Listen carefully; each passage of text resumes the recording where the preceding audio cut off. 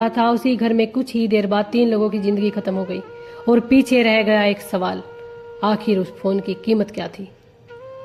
बेटे ने आईफोन खरीदा था और उसकी ईएमआई चुकाने के लिए परिवार से पैसे मांग रहा था।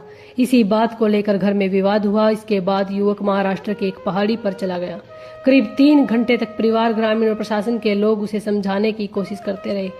सोचिए, एक तरफ एक बेटा, दूसरी तरफ उसकी माँ बाप की मजबूरी।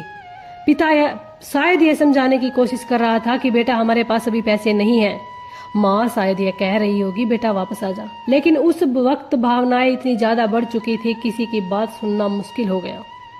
स्थानीय लोगों और प्रशासन ने भी उसे समझाने की बहुत कोशिश की, लेकिन हालात नहीं संभले। और फिर क्या हुआ, जिसके बारे में सोचकर भी दिल कांप जाता है। बेटे के गिरने के बाद उसके पिता उसे बचाने की कोशिश में नीचे जा गिरे।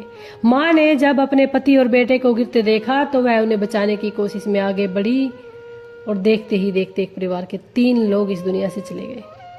यहाँ हमें सिर्फ यह नहीं कहना चाहिए कि आईफोन ने परिवार खत्म कर दिया, क्योंकि सच इससे कहीं ज्यादा गहरा है। आईफोन सिर्फ एक वस्तु थी, असली समस्या थी जिद, भावनाओं पर नियंत्रण खो देना, परिवार के बीच संवाद की कमी और शायद उस उम्र में यह समझ ना पाना कि जिंदगी किसी भी चीज से बड़ी होती है।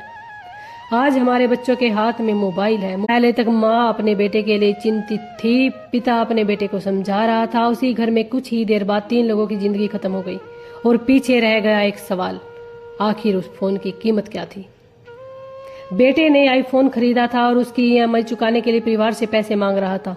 इसी बात को लेकर घर में विवाद हुआ। इसके बाद युवक महाराष्ट्र के एक पहाड़ी पर चला गया। करीब 3 घंटे तक परिवार, ग्रामीण और प्रशासन के लोग उसे समझाने की कोशिश करते रहे। सोचिए, एक तरफ एक बेटा, दूसरी तरफ उसकी माँ बाप की मजबूरी। पिता शायद ये समझाने की कोशिश कर रहा था कि बेटा, हमारे पास अभी पैसे नहीं हैं। माँ शायद ये कह रही होगी, बेटा वापस आ जा। लेकिन उस वक्त भावनाएं इतनी ज्यादा बढ़ चुकी थी, किसी की बात सुनना मुश्किल हो गया। स्थानीय लोगों और प्रशासन ने भी उसे समझाने की बहुत कोशिश की, लेकिन